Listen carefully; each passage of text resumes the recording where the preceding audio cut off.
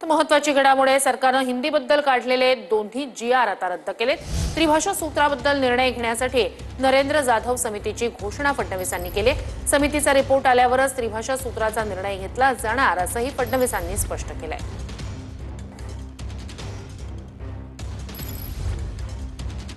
16 April 2025 आणि 17 जून 2025 हे दोन्ही शासन निर्णय आम्ही रद्द करण्याचा निर्णय घेतलेला आहे।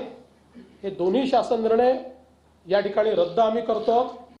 त्रिभाषा सूत्राच्या संदर्भात ही भाषा कुठल्या वर्गापासून लागू करावी, ती कशा प्रकारे करावी, कुठली करावी, काय मुलांना चॉईस द्यावा, याचा निर्णय करण्याकरता राज्य सरकारच्या वतीनं डॉक्टर नरेंद्र जाधव